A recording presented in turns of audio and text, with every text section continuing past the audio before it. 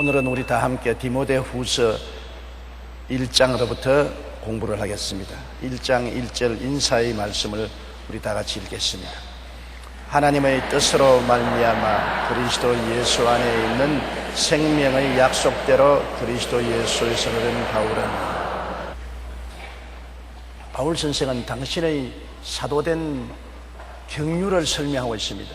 자기가 스스로 자원해서 사도가 된 것도 아니고, 시험을 쳐서 합격해서 사도가 된 것도 아니고, 사도된 것은 하나님의 뜻을 또 쫓아서 그리스도 안에 있는 생명의 약속대로 예수님의 사도가 되었다.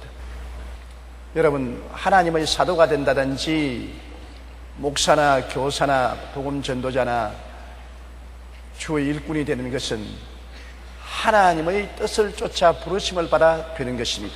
물론 우리가 예수를 믿고 구원을 받게 되는 것도 영원전에 하나님이 그리스도 안에서 우리를 예정하사 예수님 안에서 하나님의 자녀가 되게 하신 것입니다. 결국 우리가 보면 하나님이 만세전에 하늘과 땅과 세계와 그 가운데 모든 것을 짓기 전에 이미 하나님 계획 속에 여러분을 하나님의 자녀로 만들겠다고 예정하시고 주님께서 부르셨다는 것입니다. 그러므로 우리 구원의 뿌리도 엄청나게 깊습니다. 현재 내가 회개하고 예수 믿게 된 것은 지금 일어난 경험처럼 생각하지만은 실제 하나님 말씀을 통해서 보면 그 뿌리가 영원 전에 이미 하나님 뜻 속에서 여러분이 예정되사 그리스도 예수로 말미암아 하나님의 자녀가 되게 하신 것입니다. 하나님의 지혜와 지식의 풍요함과 하나님의 예정의 깊고 심오함을 우리는 뼛속까지 느낄 수가 있는 것입니다. 아예 전율될 지경입니다. 내가 누구냐? 나같이 아무것도 아닌 티끌과 먼지와 같은 인생을 만세전에 이미 하나님이 알고 계셨다. 그리고 하나님이 나를 사랑하사 예수 그리스도로 말미암아 하나님의 자녀가 되도록 예정하여 주셨다. 기가 막힌 일 아닙니까? 우리 하나님께서는 내가 이 세상에 태어나서 하루가 되기 전에 내 일생을 이미 하나님 책에 기록해 놓았다고 하는 것입니다. 그러므로 이 모든 것을 보면 하나님의 예정은 처음부터 끝까지 우리에게 이미 정해 놓으신 것입니다. 우리가 선택할 수 있는 것은 극히 제한된 것에 불과한 것입니다. 하나님이 큰 줄기는 하나님이 다 예정하시고 작정해 놓으시고, 그 다음 적은 것이 우리가 선택할 수 있는 선택권이 있는 것이지, 무엇인지 내 마음대로 할 수 있다고 생각하면 대단한 오해를 가지게 되는 것입니다. 하나님은 주권자인 것입니다. 절대 주권을 가지고 계시기 때문에 하나님이 원하시는 대로 행하시는 것입니다. 하나님이 당신이 기뻐하시는 대로 여러분을 불러서 하나님의 자녀가 되게 하시고, 하나님이 기뻐하셔서 하나님 뜻대로 사도로 부르신 것입니다. 바울 선생은 그가 사도 되려고 꿈도 꾸지 않았습니다. 기독교회를 핍박하고 다메섹에 있는 성도들을 잡아서 예루살렘으로 끌고 와서 옥에 넣기나 사형에 처하거나 하려고 가는 사람에게 도중에 주님이 나타나서 태양빛보다 더 밝은 빛이 비추임에 말해서 떨어졌는데, 사울아 사울아 어찌하여 너가 나를 핍박하느냐 말씀하시기에 주여 누시니까 하니까 나는 너가 핍박하는 예수라. 그래서 눈을 떠보니까 아무것도 안 보이는 것입니다. 그 길로 그는 다메섹에 들어가서 직가라는 곳에서 사흘 동안 금식기도 하고 있을 때 아나니아가 와서 내가 길에서 본 그 주님께서 너희 눈을 낫게 하고 너로 성령을 받게 하신다. 그러자 눈에 비늘이 떨어지고 눈이 보이게 되고 세례받고 성령받고 변화된 것입니다. 그러므로 바울이 변화된 것은 자기가 자원해서 깨달아 알아서 변화된 것 아닙니다. 완전히 타력으로 하나님의 능력이 와서 바울을 붙잡아서 회개시켜서 변화시켜서 사도로 만들어진 것입니다. 하나님께 붙잡힌 사람인 것입니다. 그럼 여러분도 한 가지인 것입니다. 하나님께 붙잡혀서 예수 믿은 것입니다. 뭐 여러분이 잘나서 예수를 믿은 것 아닙니다. 하나님이 붙잡아서 여러분 속에 하나님의 아들 예수 그리스도를 깨닫게 해주신 것입니다. 성령으로 말미암아 속에 예수 그리스도가 하나님의 아들인 것을 깨닫게 해주신 것은 하나님이 역사지 우리의 지혜와 총명과 오략과 재능으로 한 것은 아닙니다. 우리는 감각적인 인간입니다. 보아야 되고 들어야 되고 냄새 맡고 맛보고 만져보고 체험해야 믿는 사람들인데, 보지도 못하고 듣지도 못하고 만지보지도 못하고 대화도 못해본 예수 그리스도를 구주로 믿는다는 것은 체험적인 지식이 아니라 하나님의 성령으로 말미암아 계시된 지식인 것입니다. 여러분은 다 성령의 계시를 받은 사람인 것입니다. 마음속에 성령의 계시가 오니까 예수님이 깨달아지고 구주인 것을 알고 믿게 되는 것이죠. 그러므로 이것은 하나님께서 성령을 보내셔서 여러분을 깨닫게 해주시고 하나님의 자녀로 만들어 주셨기 때문에 구원의 위대한 은혜가 하나님 편에 있지 여러분 편에 있는 것이 아닙니다. 여러분은 스스로 주님을 택한 것이 아니라 주님이 여러분을 택하여 구원을 베풀어 주신 것입니다. 더구나 사도 같은 분이나 주의 종은 하나님이 강제로 붙잡아서 예수 믿게 하는 것입니다. 저 같은 사람은 보면 예수 믿을 수 있는 처지에 있지를 못합니다. 저는 예수 그리스도에 대한 이야기를 들어보지 못했습니다. 교회를 가본 적도 없는 시골에서 태어나서 전 가족들이 다 대대 불교 신자고 온 주위가 다 절간밖에 없는 그런 곳에서 제가 예수를 어떻게 믿게 되는 것입니까? 하나님이 나를 강제로 붙잡아 가지고서 가슴을 열어 제껴서 성령을 주셔서 예수가 그리스도인 것을 깨달아 믿도록 만들어 주신 것입니다. 하나님이 저를 예수 믿도록 만들어 주시고 그 다음에 하나님이 목사되라고 멱살을 붙잡고 서울까지 와가지고서 신학교에 집어넣어가지고서 너와 목사 되라. 신학교 졸업받고 개척 나가서 너무나 어려웠기 때문에 도망을 치려고 몇 번이나 보따리를 차고 도망치는 놈을 하나님이 허리춤을 잡고 도로 끌고 와서 목사가 되게 한 것입니다. 그러므로 저는 예수를 믿게 된 것으로부터 시작해서 주의 종이 되어서 오늘날 오게 된 것까지가 모두 다 하나님 편에서 강제로 만들어 주셔서 제가 되었지, 저희 스스로가 결정을 내리고 선택을 해서 된 것은 아닙니다. 토기장이가 진흙을 가지고서 그릇을 만드는데 토기장이 마음대로 만들지 진흙 마음대로 만듭니까? 진흙이 나 종지하기로 만들어주세요. 네. 잔소리 말아라. 내가 하면 만들지 네가 만드냐? 나를 아름다운 화병으로 만들어주세요. 나는 너를 장단지로 만들기로 작정했다. 별 도리 없죠. 토기장이는 진흙을 가지고 당신 원하는 대로 만드는 것입니다.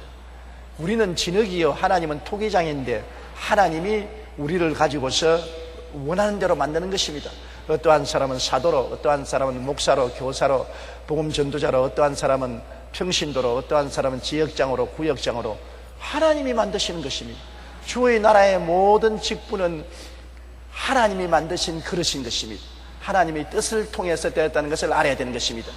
내가 할 것이 없습니다. 내란 말은 어림도 없어요. 내가 나왔다가는 버림당하고 마는 것입니다. 모세가 그렇게 하나님의 사랑을 받고 천하에 그같이 겸손하고 하나님께 순종한 사람이 없었지만은 그가 머리바의 물가에서 내가 하다가 하나님께 벌을 받게 된 것입니다. 머리바의 물가에서 백성들이 목이 말라 죽겠다 물을 달라고 고함을 칠 때 모세가 화가 났습니다.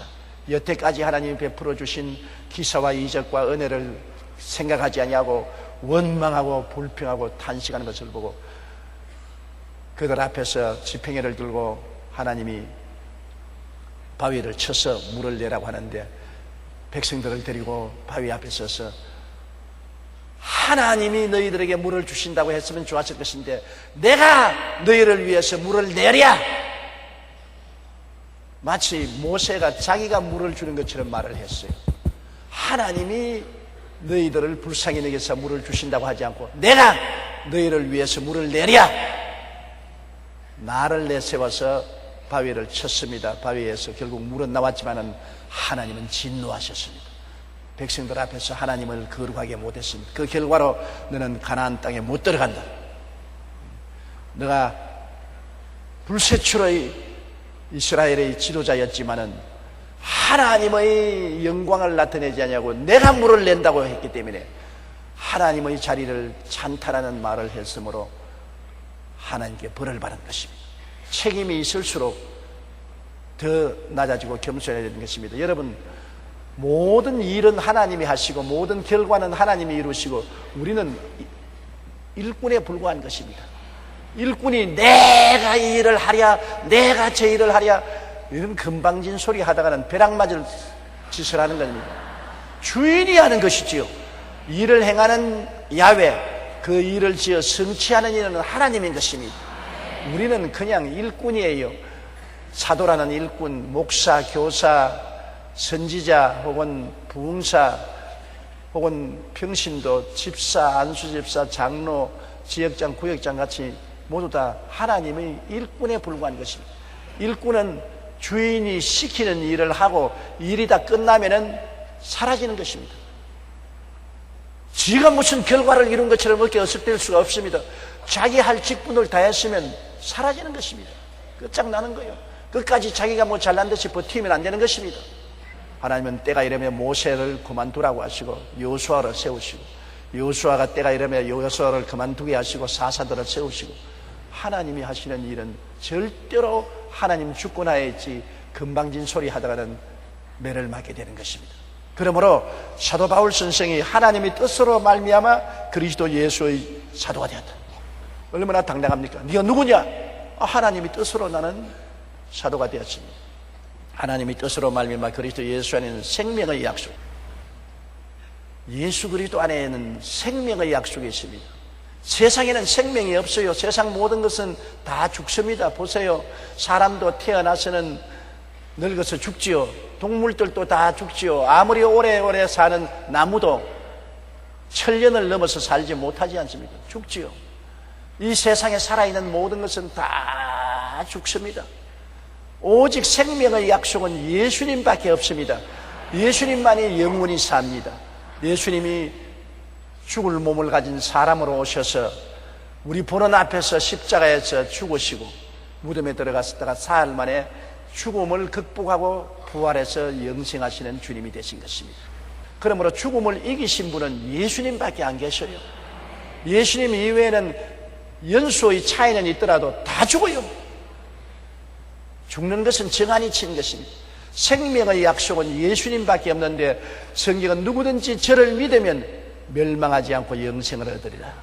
예수님이 죽음을 이기고 부활하셔서 영원히 사는 것처럼 예수님을 믿으면 그 생명이 내 속에 들어와서 내가 거듭나서 새 사람이 되고 예수님과 함께 영원히 사는 생명의 약속을 가지고 있는 것입니다. 그러므로 예수 안 믿는 사람들은 혼의 생명, 푸스케 생명을 가지고 있습니다. 그러나 예수 믿는 사람은 영생인 조의 생명을 가지고 있습니다. 조의 생명, 헬라어로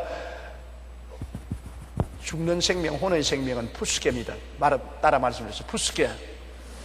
푹스 꺼져버린다고 푸스케예요. 그러나 영생은 조의, 따라 말씀드렸어요. 조의 영원한 생명, 하나님의 생명을 가진 것입니다. 그러므로 예수 안에 있는 영원한 생명의 약속입니다. 이건 약속이에요.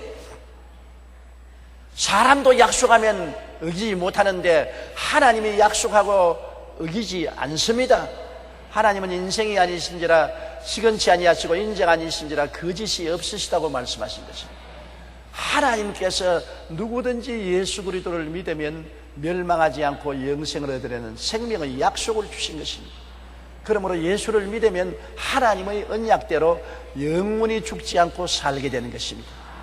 이게 얼마나 복스러운 것입니까? 사람이 장차 만나야 될 가장 큰 위기가 죽음입니다. 뭐 사업이 망한다든지 환경이 어려워지는 것은 아무것도 아닙니다. 가장 큰 위기가 죽음인 것입니다. 우리는 죽는 사람 곁에서 구경만 했기 때문에 죽는 사람이 얼마나 답답한지는 모르지요. 본인이야 얼마나 답답하겠어요.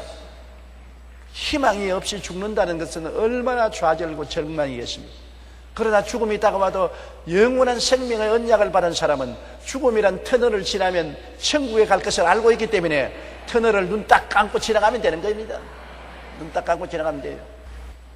제가 옛날에 디즈니랜드에 가서 막 터널 속으로 막 가는 기차를 탔어요. 내가 죽으려고 탔지. 뭣도 모르고 그거를 탔는데 제일 처음에는 장난 같더니 조금 지나니까 장난 아니더라고요. 캄캄한 터널 속에 기차가 막 곤두박질을 치는데 이거는 내려달라 할 수도 없는 일이고 내 죽는다고 고함을 쳐도 들어줄 사람도 없고 어떻게 합니까? 딱 잡고 니딱 깨물고 눈 딱 감고 기다리는 거예요. 하나도 재미도 없고 빨리 나오기만 기다리는 겁니다. 힘껏 잡고 눈을 감고 니를 깨물고 기다리니까 나중에 터널 밖을 나와서 정류장으로 도착을 하더라고요. 뒤를 돌아보기도 싫더라고요. 죽음이란 그 터널과 같습니다. 막 곤두박질 치고 죽음이 다가올 때 우리는 생명의 약속이 있기 때문에 그걸 믿고 니 딱 깨물고 딱 눈 감고 기다리면 죽음의 터널을 지나서 영원한 생명으로 들어가는 것인데, 생명의 약속이 없는 사람은 죽음의 터널을 곤두박질 치고 내려가서 가장 캄캄한 흑암으로 거꾸러져 떨어지는 것이니까 그야말로 최대의 고통과 괴로움과 위기인 것입니다. 지옥 갈 바에는 예수님께서 가룟 유다를 보고 말씀하시기를 차라리 안 태어난 것이 좋다고 말한 것입니다. 하나님이 지옥 갈 바에는 안 태어난 것이 좋다고 할 지경이니 지옥을 그렇게 쉽게 생각하지 마십시오. 사람으로 태어났었으면 지옥 가지 말아야 돼요. 그러므로 바울 선생은 하나님의 뜻으로 말미암아 그리스도 예수 안에 있는 생명의 약속대로 예수님의 사도가 되었다고 말하는 것입니다. 이 생명의 약속을 지나는 직분이니 얼마나 아름답습니까? 여러분, 우리 성도들은 가는 곳마다 예수 믿고 영생을 얻으라는 생명의 약속을 전달하는 기쁜 소식을 전하는 사람들이기 때문에 여러분이 예수 그리스도의 복음을 전할 때 그 발걸음이 얼마나 아름다운지 몰라요. 그 입술이 얼마나 아름다운지 몰라요. 여러분이 예수 그리스도의 생명의 약속을 전할 때 그 입술은 하나님 보시기에 너무나 아름답고 그 발걸음은 아름답도다 기쁜 소식을 전하는 발이여라고 말한 것입니다. 왜? 우리만이 생명의 약속을 받았고 그리스도 안에 있는 영원한 생명을 전할 수 있는 지식을 가지고 있기 때문인 것입니다. 다른 사람은 없지 않아요. 이런 약속을 다른 사람이 어디 받아요? 마귀가 눈을 캄캄하게 감게 해가지고서 내일 일은 난 몰라요, 내일은 생각하지 말라, 오늘 그저 무엇을 먹을까, 무엇을 마실까, 어떻게 쾌락을 누릴까 오늘만 생각하고 내일 생각하지 마라. 마귀는 그렇게 말합니다. 그러나 우리는 영원한 미래를 예수 그리스도 안에서 깨닫고 알고 믿고 영생을 받았으니 내일을 압니다. 내일 영원한 생명이 있는 것을 우리는 알고 살고 있는 것입니다. 내일 일은 난 모르라고 아니에요. 내일 일은 내가 알아요. 예수 안에서 영생이 있는 것을 알고 천국이 있는 것을 확실히 알고 가는 것입니다. 그러므로 아무리 어려운 일을 당해도 이 풍파 지나가고 영원한 천국이 오는 것을 압니다. 세상 풍파가 다가오면 다가올수록 우리는 세상의 미련을 점점 더 버리고 점점 더 주님께 갇혀와지는 것입니다. 세상 사람들은 세상 풍파 다가오면 그거 안 놓치려고 더 미련을 붙잡고 몸부림을 치고 발버둥 치지만은 우리는 세상 풍파 다가오면 털털 털어버립니다. 세상 미련 다 털어버리고 우리는 마음을 다하고 뜻을 다하고 정성을 다하고 목숨을 다하여 우리 주 예수님을 사랑하고 주님의 품에 더욱 안기는 것입니다. 그러면 저 영생의 영광스러운 빛이 우리 마음속에 더 찬란하게 비추게 되는 것입니다. 2절요. 사랑하는 아들 디모데에게 편지하노니 하나님 아버지와 그리스도 예수 우리 주께로부터 은혜와 긍휼과 평강이 내게 있을지어다. 바울 선생은 이제 두 번째 로마의 감옥에 수감되었습니다. 네로 황제 때 이제 사형 은도를 받고 사형당할 날짜를 기다리면 돼요. 그때 핍박이 얼마나 심했던지 예수 믿는 사람은 다 잡아 죽이고 원정극장에 가져가서 불태우고 짐승에 찢기게 하고 함으로 수많은 사람들이 신앙을 잃어버리고 흩어지고 배반하고 하나님의 교회가 완전히 허물어지는 것 같았습니다. 그러니 바울 선생은 감옥에 들어앉아서 어찌할 수 없이 초라하게 마음을 조마조마하고 있는데 그의 사랑하는 영적인 아들인 디모데 혼자 고군분투하면서 교회를 붙들어 세우고 성도들을 끌어모으고 용기를 주려고 애를 쓰고 있으니까 얼마나 안타깝습니까?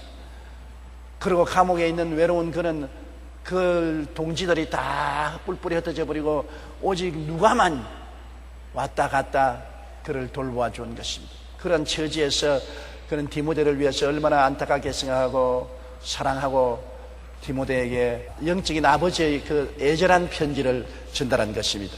사랑하는 아들 디모데에게 편지하노니, 그 사랑한다는 말이 헛소리가 아닌 것입니다. 진짜로 디모데를 사랑한 것입니다. 하나님 아버지와 그리스도 예수 우리 주께로부터 은혜와 긍휼과 평강이 내게 있을지어다. 은혜는 아버지가 시작해서 예수님을 통해서 오는 것입니다. 아버지가 저수지면 예수님은 파이프입니다, 여러분. 아무리 저수지가 커도 파이프가 연결 안 되면 우리 집에는 물 한 방울도 안 들어와요.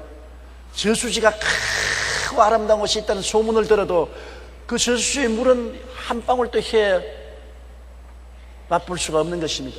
파이프를 통해서 오는 것입니다. 큰 파이프를 저수지를 통해서 정수장을 통해서 우리 집까지 오는 것입니다. 하나님의 한없는 은혜는 예수 그리스도 아들을 통해서 우리에게 오는 것입니다. 하나님의 은혜가 우리에게 전달되기 위해서 예수님이 사람으로 오시고 사람으로 인간의 모든 죄악을 청산하시고 죽었다가 부활하셔서 성천하신 것입니다. 그러므로 예수님이 하나님의 은혜가 우리에게 오는 파이프인 것입니다. 예수님 파이프 없이는 우리에게 은혜가 올 수가 없어요. 예수님이 피를 흘렸기 때문에 죄가 없어져서 죄가 다 청산되므로 하나님의 용서와 의의 은혜가 퍼부어지고, 예수님이 와서 모정 부정 부패를 제하심으로 거룩한 은혜가 퍼부어지고, 예수님이 질병을 짊어지고 청산함으로 치료의 은혜가 임하고, 예수님이 저주를 다 담당하심으로 아브라함의 복이 임할 수 있고, 예수님이 사망을 철폐함으로 하나님의 생기와 생명이 임할 수 있는 것입니다.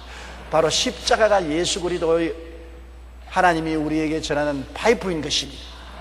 십자가를 통하지 않고 하나님의 은혜는 우리에게 올 수가 없어요. 십자가 예수 그리스도를 통해서 하나님의 모든 은혜가 다 넘쳐나는 것입니다. 아버지, 아들 예수 그리스도, 그리고 성령이 와서 우리를 깨우치고 도와주시는 삼위일체 하나님의 합작이 아니고는 우리가 은혜에 참여할 수 없지요. 그러므로 여기에 우리 하나님 아버지와 그리스도 예수 주께로부터 은혜가 오는 것입니다. 은혜라는 것은 여러분 선물을 말하는 것입니다. 하나님의 축복을 선물로 주시는 것입니다. 하나님의 축복을 우리의 공로를 세워서 받으라면 끝장났어요. 하나님의 축복을 우리의 공로로서 어떻게 받습니까?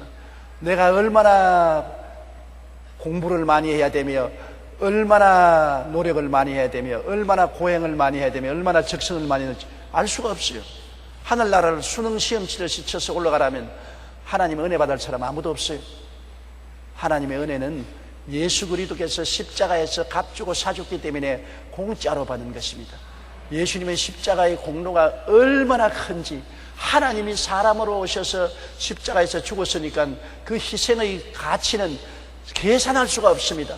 하늘보다 높고 바다보다 깊습니다. 우주보다 큽니다.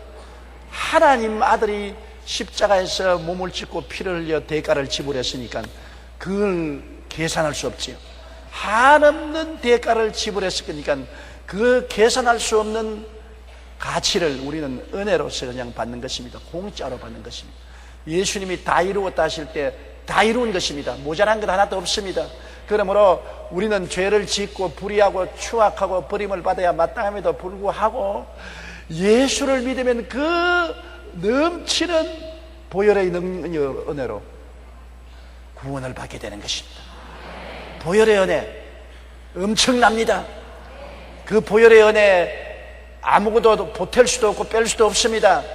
보혈의 은혜는 완전한 은혜인 것입니다.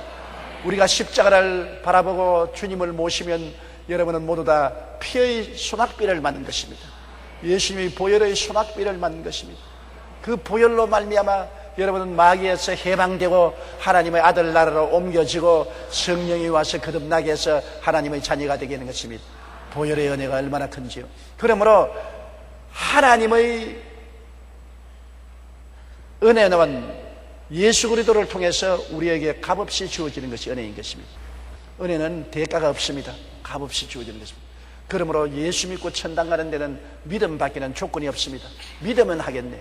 믿기만 하면 용서받고 의롭게 되고 영생을 얻게 되는 것입니다. 그러니 이런 복음을 왜 안 믿습니까? 온 천하 만국에 믿음으로 구원받는 종교는 그리스도교밖에 없습니다.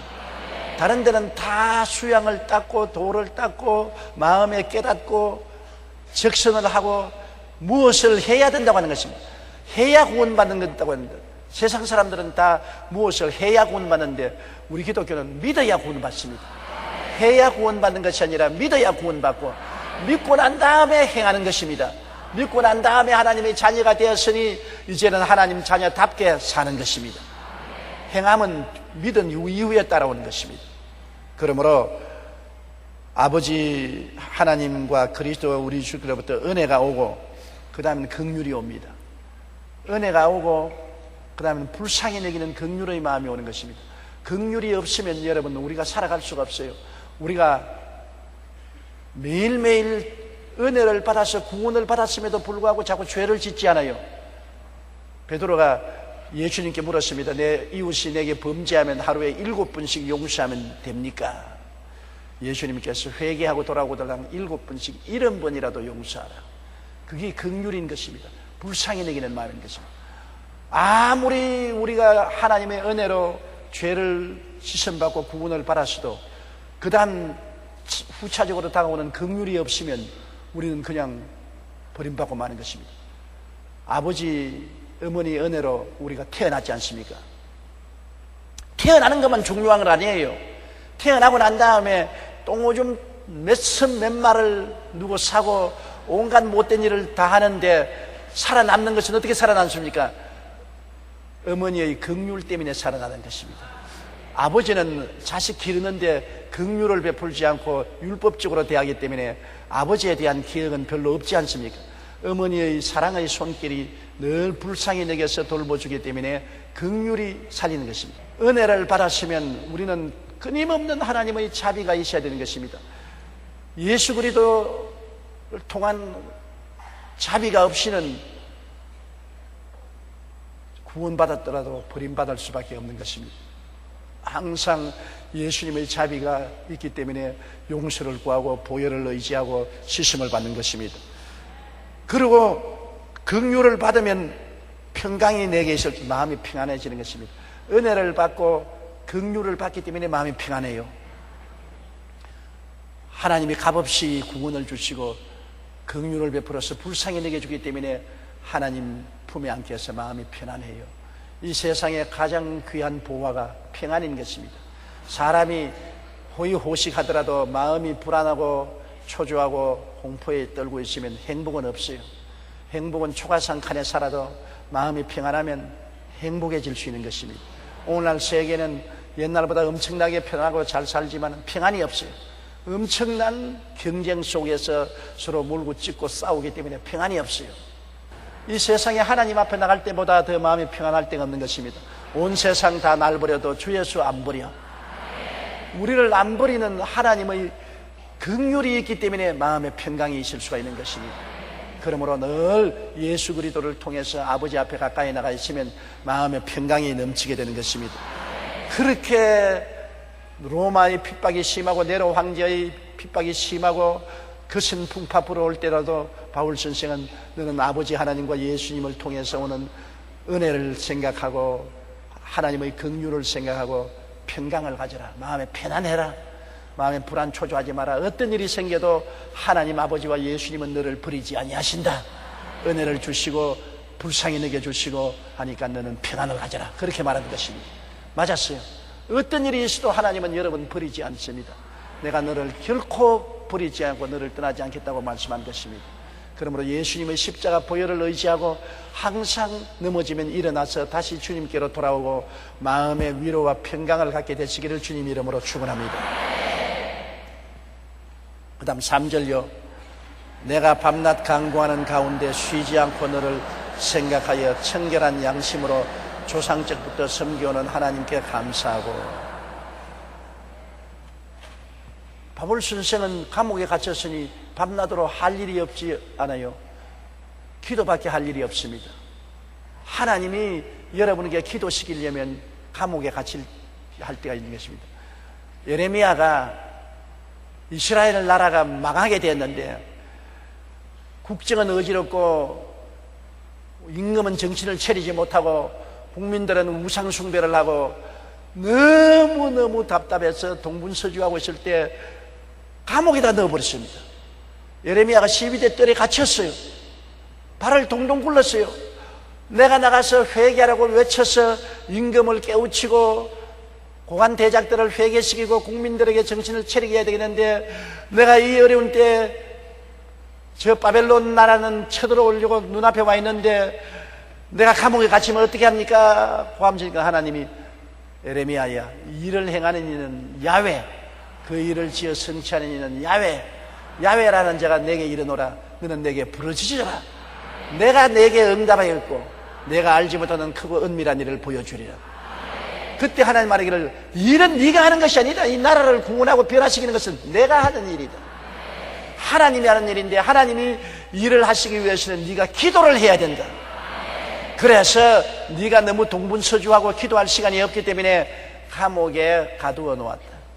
감옥에서 아침 저녁까지 기도를 해라. 그러면 내가 일을 행하고 일을 성취하고 은밀한 일을 보여주겠다는 것입니다. 여러분, 하나님의 팔을 움직이는 것은 기도인 것입니다. 첫째도 둘째도 셋째도 기도가 변화시키는 것이지요. 인간의 힘으로 동분서주한다고 변화가 오지 않습니다. 기도가 변화를 가져오는 것입니다. 오늘날 한국의 성령 역사 100주년 운동으로 다시 부흥의 불길을 일으키려고 애를 쓰고 있습니다. 기도 모임을 많이 가지고 있습니다. 기도해야 부흥의 불길이 임하는 것입니다. 평양 장대현 교회에서 큰 부흥이 일어난 것이 기도회에서 일어나지 않습니까? 부흥은 하나님이 주시는 것이지 사람이 부흥을 가져올 수는 없는 것입니다. 기도하면 하나님이 부흥의 불길을 일으켜 주시는 것입니다. 우리가 어려운 일을 당할 때 인간 힘으로 해결하지 못할 때 보따리 싸서 기도원으로 들어가는 것이 좋습니다. 내가 진퇴유국에 빠져서 어찌할 도리가 없을 때는 하나님이 기도하라고 감옥에 쳐넣은 것입니다. 그러므로 그때는 기도원에 들어가서 며칠 몇 날이고 하나님께 부르짖어 기도하면 일은 하나님이 하시는 것입니다. 하나님이 해주셔야 일이 성취가 되지요. 인간의 힘으로 어찌 성취되는 것입니까? 수많은 일들이 기도를 통해서 해결되는 것입니다. 한 개인의 일, 가정의 일뿐 아니라 사회와 국가적인 일도 기도를 통해서 이루어지는 것입니다. 그러므로 오늘날 우리 교회가 12월 달에 있을 대통령 선거에 올바른 분이 대통령이 되도록 열심으로 기도를 해야 되는 것입니다. 나라를 움직이는 대통령은 하나님이 뽑습니다. 사람이 뽑지 않습니다. 하나님이 뽑는데 하나님이 우리에게 위대한 분을 뽑게 하도록 기도를 해야지요. 기도해서 하나님이 역사하도록 해야 되는 것입니다. 그러므로 기도가 이처럼 중요해요. 여러분의 개인 문제도 기도로서 해결하십시오. 가정 문제도 기도로서 해결하고 사업 문제도 기도로서 해결하고 인간관계의 문제도 기도로서 해결해야 되는 것입니다. 하나님이 역사해 주셔야지요. 하나님이 역사해 주면 안 돼요. 겨울이 봄으로 변하는 것 사람 힘으로 겨울을 밀어내고 봄이 오도록 할 수 있습니까? 못하지요. 하나님이 지구를 움직이시면 겨울이 가고 봄이 오지 않습니까? 하나님이 역사하시면 못할 일이 없지요. 그렇기 때문에 그 어려운 시기에 바울 선생은 로마 감옥에서 아침부터 저녁까지 할 일은 기도밖에 없었습니다. 그래서 그런 감옥에서 디모데를 위해서 열심히 기도했는 것입니다. 내가 밤낮 간구한다고 말했습니다. 밤낮 간구하고 쉬지 않고 디모데를 생각하여 청결한 양심으로 조상적부터 섬겨오는 하나님께 감사하고, 양심이 청결하다는 것은 탐욕이 없다고 말인 것입니다. 욕심 없다. 마음의 욕심 다 불어놓아 청결한 양심으로 정직하게 기도하지 욕심을 내어서 기도하지 않는다.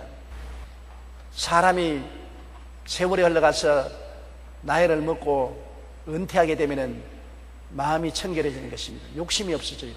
부모들도 그렇지 않습니까? 자식들 시집 장가 다 보내버리고 손 다 털고 난 다음에 부부끼리나 혼자나 살게 되면 욕심이 없습니다. 바랄 게 없지 않습니까? 자식 기를 때는 자식의 수능 시험 쳐야지, 좋은 회사 들어가야지, 좋은 데 시집장가 보내야지, 다 욕심이 생기는데 나중에 그거 다 틀고 나면은 마음에 아무런 부담이 없어 마음이 청결하게 되는 것입니다. 그러므로 바울 선생도 이제는 감옥에 들어가 있으니까 마음에 아무런 부담이 없습니다. 이제는 에베소 교회를 어떻게 할고, 골로새 교회를 어떻게 할고, 데살로니가 교회를 어떻게 할고, 로마 교회를 어떻게 할고, 통분서주하는 그 모든 것도 다 불어놓고, 모든 과거도 불어놓고 현재와 미래도 불어놓고 이제 하나님만 바라보는 마음에 청결한 양심을 가지고 기도하는 것입니다. 아무런 욕심과 탐심이 그 마음속에서 뿌리를 내리지 못하고 있는 것입니다. 그는 청결한 양심으로 조상적부터 섬겨오는 하나님께 감사한다. 조상적부터 섬겼다는 것은 아브라함과 이삭과 야곱, 조상 때부터 바울 선생은 유대인이기 때문에 하나님을 섬겨왔지 않습니까? 우리는 조상 때부터 섬기지 않았었어요. 우리는 요새 와서 예수님을 통해서 구원을 받고 하나님을 섬기지만은 유대민족들은 조상 때부터 하나님을 섬깁니다. 아브라함 때부터, 이삭 때부터, 야곱 때부터 내려와서 그들이 애굽에 종살이하고 또 가나안 땅으로 들어오고 그 다음 예수님을 통해서 조상 때부터 섬겨오는 하나님이라고 그는 말하고 있는 것입니다. 그 유대인들은 하나님의 제사장 국가로서 신앙의 뿌리가 깊어요. 그 하나님께 감사하고 4절요, 내 눈물을 생각하여 너 보기를 원하면 내 기쁨이 가득하게 하리 함이니. 디모데가 참 마음이 착한 사람입니다. 눈물이 많은 사람은 마음이 착한 사람입니다. 이 디모데가 마음이 아주 여른 사람으로 부드러운 사람인 것 같습니다.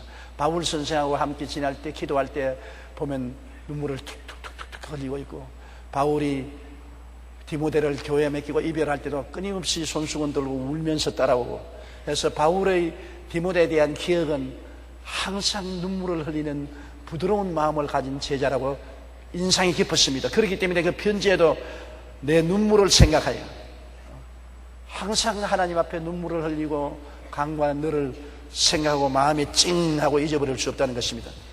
너 보기를 원하면, 어찌한지 감옥에서 사형받기 전에 디모데를 보고 싶다. 항상 네가 눈물을 흘리고 순진하게 하나님을 사랑하고 나를 사랑해 준 너를 보고 싶다. 너 눈물을 생각하고 너 보기를 원하면, 너를 만나면 내 마음의 기쁨이 충만한 것 같다. 죽기 전에 너를 만나서 마음에 참 기쁨을 얻고서 죽고 싶다. 바울의 얼마나 간절한 소원이겠습니까?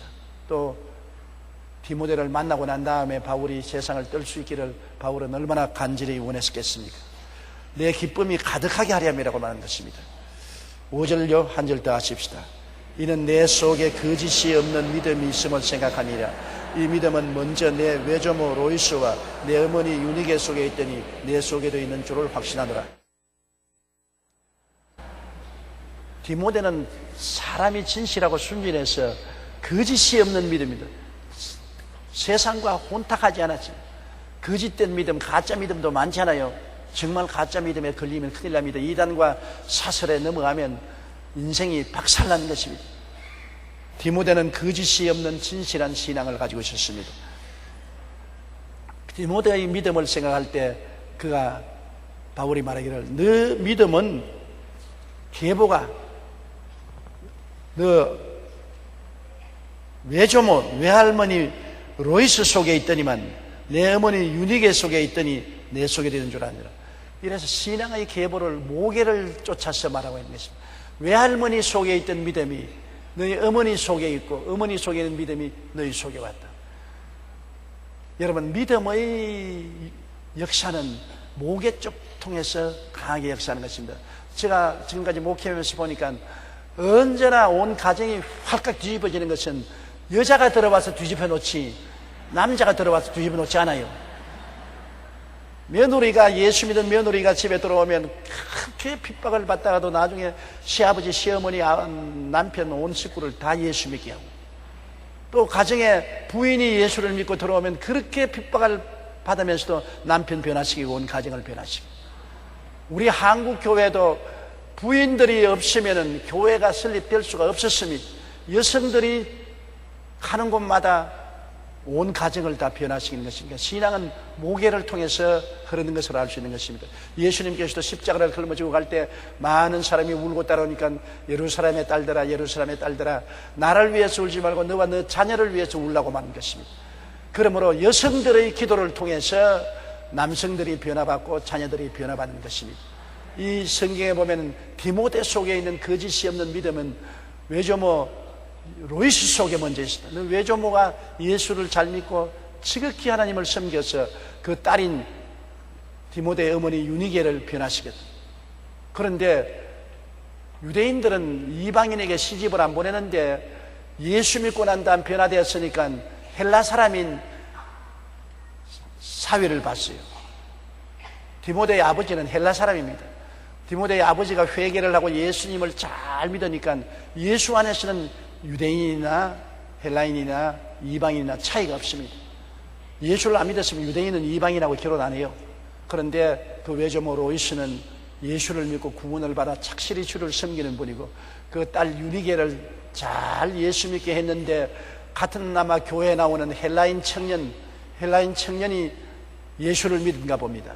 그래서 헬라인 청년에게 딸을 줬어요. 그래서 낳은 것이 디모데인 것입니다.